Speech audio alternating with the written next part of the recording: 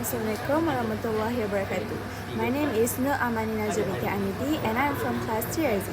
And in this video, I'm going to show you guys about how about our blood flow, the blood circulatory system, and the respiratory system. Okay, arteries are the one that carry the blood away from the heart. Okay, I would like to think it's like artery A away from the heart. Okay, it's usually oxygen rich, but there is an exception. Vein are the one that carry the blood to the heart. Okay, so it's usually oxygen poor, but there is an exception. Okay, so this wire-like thing is like what we call capillary. Okay, capillary are tiny blood vessel where oxygen will diffuse to our organ, body part, and tissue and cell, where carbon dioxide get picked up and travel back to the lung. Okay, so now we can see here. It's now the structure of our heart. Basically, the right side is the one that pump deoxygenated blood, while the left side are the one that pump oxygenated blood. So you can also see here in our heart there is 4 chambers that we call a right atrium, right ventricle, left atrium, and left ventricle. We are going to start from the inferior vena cava, the one here. Okay, the inferior vena cava. Okay, this is where the blood will enters into our right atrium. The right atrium will contract, pushing the blood to the circulatory valve to the right ventricle. To the right ventricle. The right ventricle will contract, pumping the blood to the pulmonary valve into the pulmonary artery. Then the pulmonary artery, this is where the pulmonary artery will take the blood to the lungs. Okay. So now the lung is where the red blood cell will take on the oxygen and release carbon dioxide. So now in our lung, our blood is now oxygenated. Okay, it happened in our lung. But now we need the blood to return back to our heart so that the heart can pump the oxygenated blood to the rest of the body from the lung. Okay. Now the blood from the lung will travel back to the pulmonary vein and then to the left atrium. The left atrium will contract and the blood will be travel into the circulatory valve, into the left ventricle. Okay. So from there, the left ventricle will contract, pushing the blood to the aortic valve into our aorta. Okay. Aorta is the one that will carry the oxygenated blood throughout our whole body. So just now, I talked about lung, okay? Basically, the lung is where we take on the oxygen, release the carbon dioxide, where the gas action happens. Okay, so this is now, I'm going to talk about respiratory system. This is where the lung comes in. The lung role is to give the oxygen that we need from the air all around us into the bloodstream to the rest of the body so that we can function. Okay?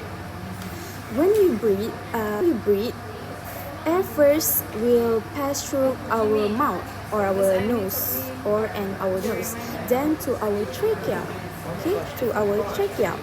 Then it will divide into 2 sections that we call the bronchi, and then they will further go through our bronchiole. Okay, the branch line.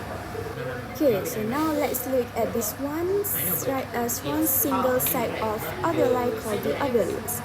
Okay, so basically alveoli is made up of one layer of very thin red cell. Just so you know that the blood capillary is next to it, like it's beside the alveoli. Okay, to create a very short diffusion pathway which can increase the rate of carbon dioxide and oxygen diffuse. Okay, the rate will increase. Alveoli have a very large surface area because it's actually have 100 of million alveoli. Okay, in our lung we have 100 of million alveoli. See how big? many it is. So now, the blood in the capillaries has just returned from the lung through our body. So that means this blood cell has given a lot of oxygen to the tissues, to the cell, so to produce energy and all. So the blood is actually has a lower concentration of oxygen and higher concentration of carbon dioxide, while the alveoli, luckily, is full of fresh oxygen that will diffuse down to the blood, and then the oxygenated blood can restart it all over again, while the carbon dioxide in the blood is in higher concentration, that is higher concentration will diffuse to the alveoli, and then we will breathe it out. Okay, so that's all that I'm going to present to you guys. Present about the blood circulatory system and the respiratory system. Okay, so now I will give you a problem. Okay, what if you are a smoker or a passive smoker, the one that inhale the smoke? Now, I'm going to show to you guys the effect of nicotine and tar towards our blood circulatory system and respiratory system.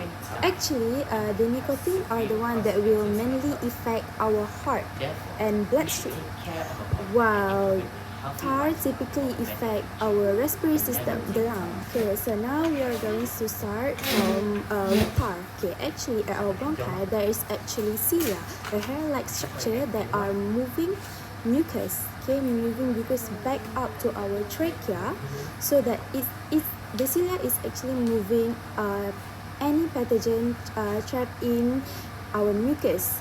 Then that's mean that when it's move the mucus in our trachea, that is when we usually sneeze or cough out. So what will the tar do first is actually it will obstruct the cilia. So the cilia can't really function to move the mucus of our trachea. The tar also could activate our goblet cell, okay, the one that is producing mucus. Okay, so that the tar will basically make the goblet cell producing more mucus, but at the same time obstructing the cilia that is trying to move the mucus, okay, from our bronchi, basically making the accumulation of mucus, because there's mucus in the pathogen. Okay, and now it is increasing the chance of getting infection because of pathogenic infection. Okay, it's actually called pathogenic infection. This is okay. The process that I have shown you, that I have explained to you guys, is called chronic bronchitis. Alright. Now all this are suffering because of the build-up of pathogen that get toxin that will affect the cell, the tissues. Because of this build-up of tar and mucus in your bronchi, now the pathway will become narrow.